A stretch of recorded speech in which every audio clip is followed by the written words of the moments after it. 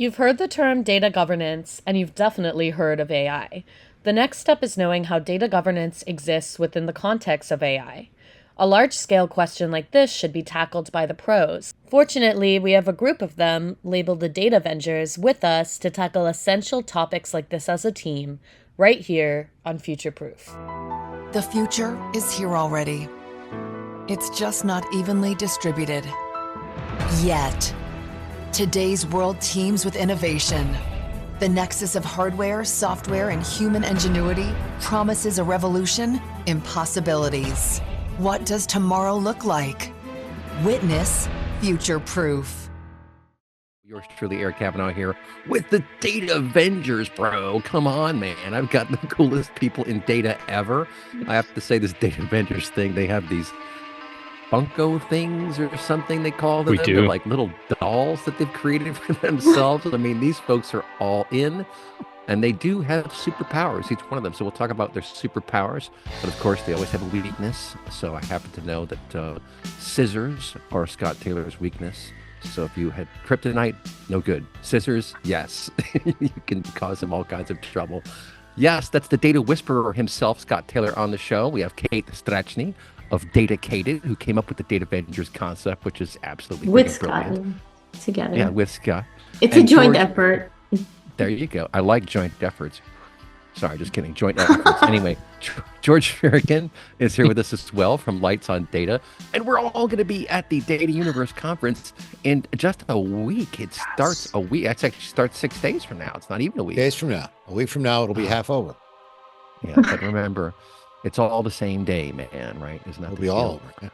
Yeah. It's yeah, exactly. I'm deep into philosophy, and I saw a great meme the other day, and I posted on Facebook. I got it in an email.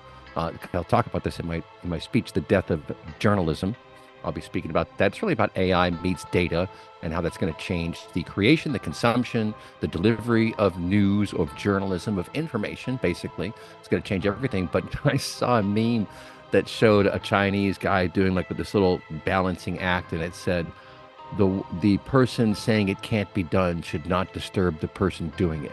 I was like, oh, that's pretty good. I like that. I've heard So I that somewhere posted it. before. That's deep, Yeah, baby. Deep. It is deep. So I had no idea where it came from. I just saw it as a meme. So I posted it, and it got fact checked. It got fact checked and taken down by Facebook because it said there's no factual basis for this. I'm like, what are you talking about? Like, it's a proverb. It's a It's joke. not. I'm not referring to an event. It's like a meme. Well, you know why? Because a certain person shared it. A certain person's name is Ivanka. And that person shared it. And like, there's no factual basis for this. And they took it down. They censored me on Facebook. I'm like, all right, that's it, people. This is war. When you start censoring memes, we're in big trouble. Yeah. I got to say that. But that'll be my talk, is the death of journalism. And Kate Strachnyi, I'll bring you in next. What are you talking about at Data Universe? So a couple things, actually. I'm on 2 panels. I'm at a breakfast panel with Starburst. We've got someone from Women in Analytics there. We've got a lady from PepsiCo and Bank of America. And we're going to talk about data, believe it or not. Yeah, I know. How we need good data before we can do generative AI. We're going to talk about careers, and it's a Women in Data breakfast panel. So if you want breakfast and you are not a woman, you're still welcome to join, and you'll hear some tidbits of advice and information. So that's day 2, Thursday, April 11th at 8 a.m. Don't know the location yet. I will figure that out. And then later that day, we are on a panel. So it's myself, Scott, Andrew Jones, and Kristen Kerr. We've got 4 DataVengers on a panel where we actually know what we're talking about this time. We're going to talk about personal branding, content creation, some sort of data and AI trends, perhaps, data careers, and advice on how to get things started. But aside from that, the DataVengers actually have a booth for the first time ever. Super, super excited about that. We are joining forces with Deep Vibe and DataVengers sort of together to have this shared booth adventure experience where you can meet the DataVengers. You know, some people might want to, some people. I know, Eric, you have to stop by. We'll have interviews throughout the both days. We'll have giveaways. We'll have a spinner. We have lots of cool things planned, so don't miss that. I feel like I'm the sort of real world media benefactor of the DataVengers, right? I'm the guy you come to in the beginning of the movie, and I give you some information about the mission, and then I'm like in the background, like, you know, sending emails or something. This is my fantasy for how I get That's involved you. with the That is you. DataVengers. We're going to surprise you next week, but that is you. You're kind of our home base. You're like the Nice. Charlie of Charlie's Angels. You'll be on the speaker. That's who you never saw, right? Which is fine. Right, you don't never have to saw see it, me, just the hear voice. my voice. It's all about the Right, you'll voice just with hear you. my voice. Yes. That's exactly right. Angels, we have a mission for you. DataVengers, you need to solve the problem of the missing data, right? Something like that. Well, let's throw it over to Scott Taylor, the proverbial data whisperer, but he doesn't whisper. I do So, not whisper. Spoiler when you- alert. I don't do a lot of whispering. Anybody who's seen me knows I'm out there yelling, telling, and selling the power and value of data Right. management. I will be there with my DataVenture cohorts on the panel with Kate as well, talking about storytelling and the importance of storytelling in the data space.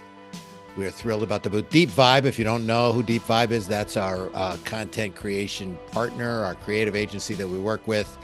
They are personified by a wonderful film crew. I learned at Kate's knee that the real way to get some attention is always travel with a film crew. At least 4. At least 4. I think we'll have somewhere between 4 to 8. We're going to have a live stream show. Eric, we want to have you on there so we can turn the tables and finally ask you the questions. Throw it to you real quickly, see if you're ready. We're going to try all the tricks I learned from you right back at you. There you go. And we're going to have a ball for 2 days in New York, New York. The city's so nice, they had to name it twice. If I'd like to offer, if you'd like, we can do a contest right now. The first 5 people who DM any of us in LinkedIn will get a free ticket to Data Universe. Let's see what we get. Let's see how we pull. If you're That's in the New pretty York area impressive. next week and you want to come to Data Universe, compliments of the DataVengers, we're happy to share a ticket with you. So let's see who responds. But Scott, you're also hosting a session. You forgot. I'm also hosting a segment. You can't forget that one, Scott. That's I'm also hosting a segment where I get to introduce one of my true heroes in the data space. He's not officially a data venger, but one of the greatest data speakers. And if you listen to me, I talk about how one of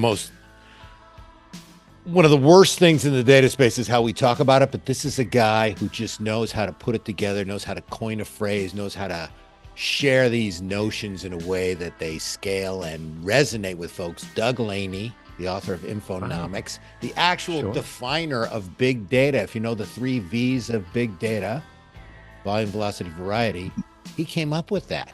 That's right. That stuck, didn't it? Doug So is in this deep. world of analytics, graph hub, fabric meshes, he is a clear beacon of clarity and hope for being able to share and articulate the value of data to those business users who never understand what we're talking about. So I'm introducing him and a few other folks. That'll be fun. I don't get enough time to do enough stuff, but I'll do my best to squeeze some fun out of the few seconds in between speakers on that day one. Nice. The analytics data hub mesh in the sky, right? In the cloud. Yes. Get some data mesh in the cloud. Well, last but not least, George Firican joins us, Lights on Data. George, thanks so much for coming here and bringing your wisdom and your My pleasure, Eric. My Tell us pleasure. what you're talking about.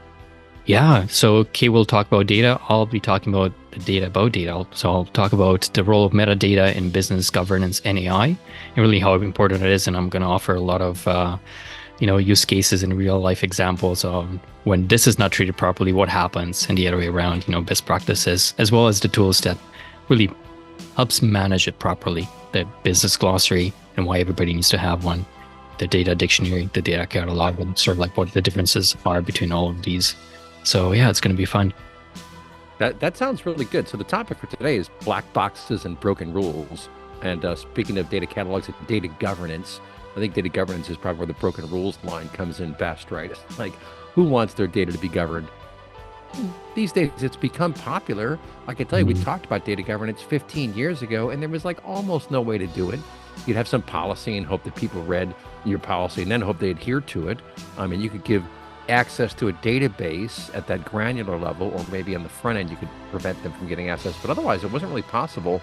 But that's all changed now, right, George? You really can have meaningful policies for data management that get baked into a marshaling area for access and allow you to do actual data governance now, right?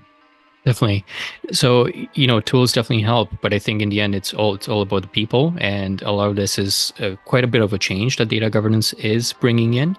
and you need to manage that change properly. Otherwise, you're not going to have adoption on anything they're going to bring in, especially something where it feels like you want to govern and you want to control and all of these things. So as long as you have that transparency, that empowerment, that collaboration, and you can tie it back to the business needs, I think you can get that buy-in to almost anything that you want to bring in, that in the end, it's supporting all of this. Well, let's dive into that, because data governance is a very hot topic for obvious reasons. I am pitching to one of my new close partners, Athena Solutions, run and founded by a real good friend of mine, Rick Sherman, who passed away last year. And I'm telling these folks, you know what? You're good at data governance. Let's put it in the context of AI, because AI is a huge driver right now. Every company of any significant size or stature is looking at AI, trying to figure out, what are we going to do with this stuff? How can we do this stuff? And I would argue you need to get your data house in order before you pull the trigger on AI. Otherwise, you're going to be pissing in the wind, as they say. But what do you think about that, George? Absolutely agree. Kate, go on. No, I just wanted to say I'm a visual person, and no thanks, Eric, for that one. Dealing with that imagery. That's Go ahead, George. You can. She's standing upwind of that imagery, hopefully. So this, because now, Kate, you've put that in my head as well, and I'm picturing it. It's definitely, striking. You're welcome. I remember in Venice, apparently a lot of people back in the days, in medieval days, they were, just drinking for the whole day and whole night, and then they would just go on the alleys and go at it everywhere. So the city was having a problem. So they put these like piss guards that would basically spray back onto you to derail people from doing that. I think I'm done. I guess in a way, data governance is doing that, right? And just talk about data for a moment. Is that possible? I hate to break this up here. You're having such a great time. In this pissing match. No, that's a guardrail. That's an actual guardrail that you're talking about, right? So there you go. He brought it back. Back to data governance. I missed that. Yeah. We need guardrails, right? Yeah. Exactly. If you don't have standards in your organization for your data, if you put bad data into AI, you get AS, artificial stupidity. This is the same conversation we've been having since the second data source was created, in terms of integrating and aligning disparate sources out there and utilizing them across the enterprise. So now with AI and Gen AI and generative AI and all the different kinds of AIs that people talk about, now you can just do it at massive scale and put bad data everywhere if you want to. But it is basically, fundamentally, essentially the same construct of garbage in, garbage out. We all learned that on the first day of data. It's as sure as gravity. What goes in must come out. What goes up must come down. And those are the idea that data governance is suddenly something that people are talking about. A bunch of us have been talking about it every day since that, 15 years ago, 30 years ago, however long I go back pre-2K in this data space, and it's just the same story. So the ability to reinforce that and come up with new ways to talk about it, to have people realize the importance of it, is what all of us struggle to do every day in the content creation world of data. But it's the risks are much higher now because of the incredible and scalable value that AI can bring to an organization. So if you go wrong, you could go really, really, really wrong. Well, yes, Scott, the risks are higher, but so are the rewards, right? So I think Gen AI and generative AI, not that they're two separate things, but you listed them separately, so I will too. It makes it sound like there's more things going on. I think that has been a clear, duplicate, Kate. Now I'm thinking duplicated, DATAcated. Anyways, you're making me lose my train of my thought. We're like squirrels. Keep it Yes, going. Like squirrels. I think the potential benefits that you can get from Gen AI and now Gen BI, which I'm seeing crawling into the space, is a huge driver for data governance getting attention, data quality. People are finally realizing, oh, I really do need to get my data in order, because if I want to talk to my data, if I want to get insights and alerts in my email, and if I want them to be accurate, maybe we should have some governance around this data. Maybe we should clean it up. And I think it has been a really good driver for those things that we've been trying to accomplish for years. I want to add just one more thing. I feel that data governance is really the conscience of ethical data and AI practices. I mean, it provides the principles, policies, processes to really ensure that data is used responsibly.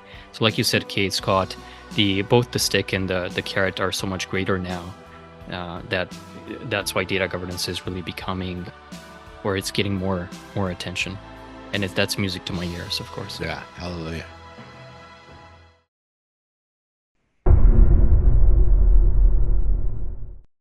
George Firican and Kate Strachnyi and Scott Taylor, the Data Whisperer. All of them DataVengers. Are you kidding me? 3 DataVengers in one Zoom. If things start to go a little bit wonky, that's because there's a lot of power behind these DataVengers in their minds. But George, what do you think about my big idea about how everything is going to change? There's definitely will be a big impact and quite a big shift. I think what we forget is still the challenge that will need us to get there. I think we will, but that data integration piece, we've been fighting with it for more than 20 years. I think since as soon as we had 2 systems with similar data, we've had issues with master data, with data integration. Those are definitely improving, but I think it's one of the biggest challenges that we're still fighting. And even, between humans, not even speaking about machines, for them to talk about the same language when they're both referring to the customer, to actually understand that you have the same understanding of the concept that the other person or the other tool, the other CRM machine, Gen AI is referring to, that it's actually the same. It's going to take us a little bit of time to probably get there. So I still think that human needs to be in the loop in some sort. But yes, probably you will be a little bit more reduced in terms of the workforce that needs to be involved to be able to answer all these questions to, the executives and other people using LLMs. Yeah, I mean, I almost wonder, Scott Taylor, I'll throw it over to you. Is the vector database the new de facto data warehouse? I don't know. I don't know the technical stuff. I don't look under the hood, but I can tell you all that will work if, the same thing I say every day, if that data is structured well enough underneath. So in your example of an executive speaking into some kind of interface saying, how are my products doing in this category in these 3 markets? If you don't have a standard, well-governed, expertly stewarded set of content about what a product is, what brand it belongs to, what category it's part of, what geographies it is distributed in, then that answer will be gibberish no matter what. And again, that is that problem isn't an LLM problem. That problem is a enterprise data problem that has existed, as George said, since the second system was created.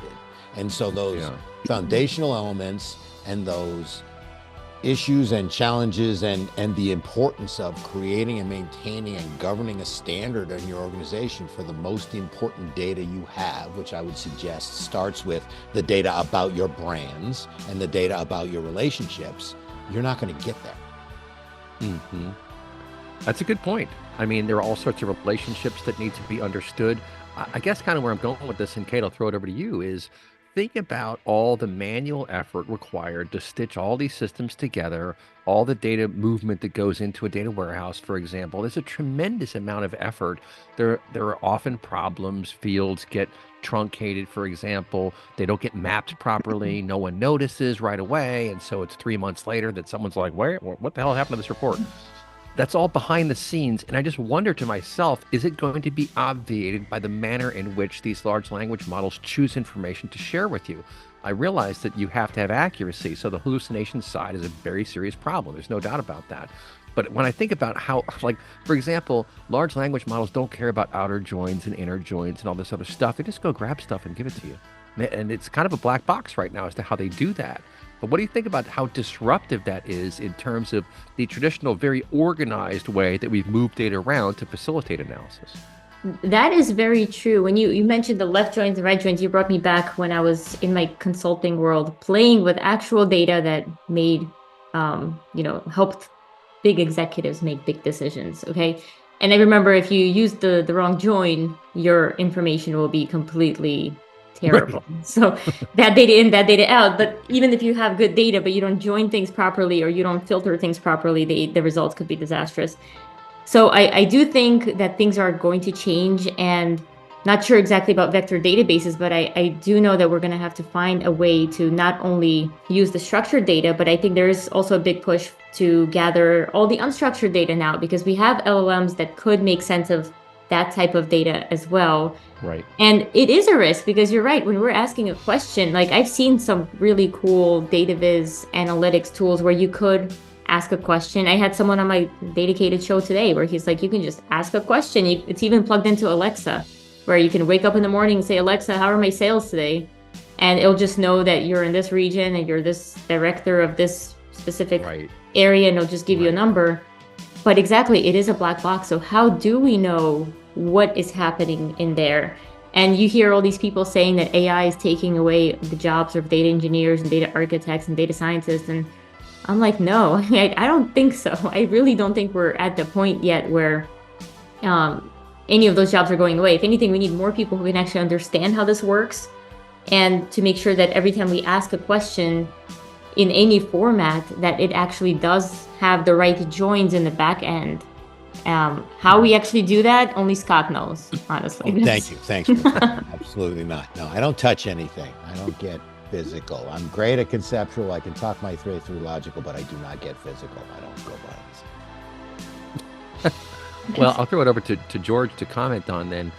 George, I think these systems are getting better. I mean, one of the great comments I heard just yesterday, in fact, someone was talking about these large language models and AI, that they're changing so quickly, it's hard to master them, because if they change their model, all of a sudden, if you found a particular way of working with it, it's not going to work the same way again. We have this problem. I mean, talk about an old man. I'm gonna act like an old man now. On my Samsung phone, I got some OS upgrade or something. I'm like, fine, stupid upgrade. And I go to use my phone, and it's completely reorganized all my apps. And it's now in one screen. It's all alphabetical, this big, long screen. I'm like, I had everything where I knew it was, and now it's not where I knew it was. Why would you do that? I mean, I get why the grocery store does that, because they want you to buy other stuff, right? They put the orange juice way in the back, so you got to go back to the whole store to get to the orange juice. I understand that. But in the data world, I mean, so my point is that these LLMs are getting much better at being able to cite where they got their information. Kindy, in fact, was acquired by Click. I saw a demo of those guys. It's fantastic, because you ask it a question, it gives you the answer, and then it shows you where it got the information. It's like, I got this sentence from that part, that sentence from this part. So now you can validate it and say, okay, no, it's actually here that I want and not that one. And these systems remember that stuff. I think there are many, many shoes left to drop. Usually it's the other shoe left to drop, and there's like a whole bunch of shoes that are going to be dropping. But what do you think, just in terms of the disruption to the normal way that we've come to accustomed to working? I think it's just massive. But what do you think, George? It's fascinating. I mean, it's kind of like reading back to back in the 50s when the calculator was introduced and people were starting to use it. I mean, just like the notepad type calculator, not even your personal computer. 60s, that would be the 60s. That would be the 60s, yeah, thank you. And, and this is like so much exponentially higher than that. It's definitely is having a disruption that we're not even aware of, and will just keep on growing bigger and bigger. And I think for this point alone, we need some really good legislation around it at, country level and then globally as well. And what I'm hoping is that actually the world is going to follow suit what the European Union put together in their approach to the AI legislation. And I'm hoping that's going to really serve, this as this global benchmark for ethical and responsible use of AI and large language models and any sort of like AI applications. And I feel there are like 3-4 things that they're really great in. And one is they have this risk-based regulatory framework. So anywhere from like minimal to like an unacceptable risk. Minimal being something like, your email spam filters could be dictated by AI, but something unacceptable would be anything that's sort of a social score for the population that they deemed, no, that's not okay, that will never be used. So they have also this like ban on high risk applications like, the social scoring that I mentioned. They also have transparency obligations. And what I love, again, is they've emphasized the role of data governance and quality standards, that they need to be in there for AI systems to use and be based on these data sets that are stewarded. Yeah, I think that's great. And I think you're right. And we do need policies. Policies have to be easily understood. I will say I read something the other day about what our Congress was thinking about doing. I'll throw it over to Kate to comment on. I thought it was insane. They're like, the government needs to put a cap on how much compute power you can leverage to train a model. I'm like...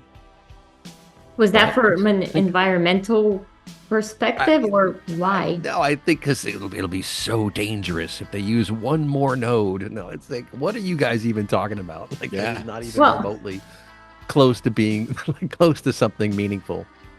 I do think that there is a need for regulations, and I know the regulations are coming, right? In some shape or form, they're already out there. I think we do need to be conscious. I think there might be something as too much where we place those sorts of limits that you just described, Eric. But I do think they are necessary. Unfortunately, I think most of them will come out after something really big and bad happens, and that's generally the driver, right? So in my old world of risk management, regulatory compliance, once a bank truly messes up, like in a big way, then all the regulations are like, okay, well, because of what happened over there, you all have Right, to that's follow right. these rules now. Kind of like the shoes on the plane, right? Like we all have to take our shoes off because something big and bad happened. And otherwise, one guy had a ruined it for all of shoe us. bomber. Now we all have dirty Hey, feet. who Like, says one person can't make a difference? This guy changed the behavior for decades after that. that's not, It's- we should not laugh at that. But It's funny you should say that, though. I read an article that was absolutely brilliant by some British writer. I mean, the British press is fantastic. And the headline was, "Satan doesn't wear sweaty socks." And his point was, this idiot was so stupid. The reason he got caught was because his socks were sweaty and he was trying to use a match to light the fuse. So he's sitting there And now with the sweaty behavior, socks. the whole chain Talk of execution has changed.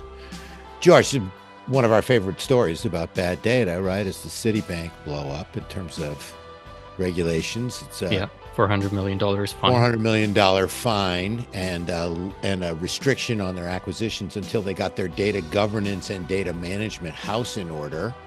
George and I were thrilled at this. No, diss on Citibank, but the idea that actually these words appeared in the complaint.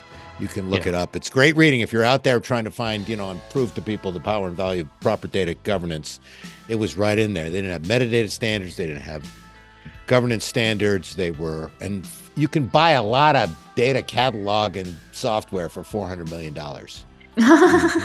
So, why risk it that way? And I was surprised too, because I always felt like, well, I guess not a lot of backup research. I always felt like the financial sector was one of the better ones in terms of managing data, because it's about money, finance and health, money and death. Those are things that are very high stakes versus, packaged goods. Did this product get there on time? Is it still fresh? That's kind of low stakes.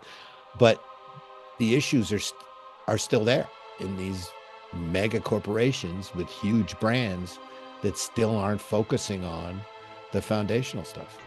And we get caught.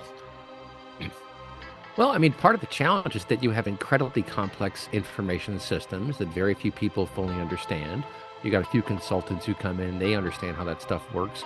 I think we are getting somewhere in terms of being able to do dynamic scanning of environments to find information systems. There's a lot of activity in that space, George. I see you nodding your head. That's really powerful stuff. Data discovery, usually metadata driven, finding personally identifiable information, flagging it so we can build a policy around that. We talked about that at the beginning of the show, that we now actually can define policies, and the compute power is strong enough and the sophistication is good enough that you can enforce some of this stuff. So we're really getting somewhere. What do you think, George? Absolutely. And, I also want to add that maybe I'm hoping that the future of data is not just about bigger data sets and smarter algorithms and all these tools on how to do things better. But hopefully it's also about forging this future where data empowers humanity, and respects our privacy and it really amplifies our potential. And I know I sound like maybe too of an idealist right now, and I'm having my happy tea. Maybe that's You're inspiring, George. I'm inspired That's called inspiration. It's called inspiration. by your optimism. But we're definitely kind of stand at that crossroad of possibility and responsibility. And this is where we need to come in with our data governance practices and making sure that we have good quality data and, of course, all the tools and the people and knowledge skills to be able to support all of this to achieve our, higher purposes.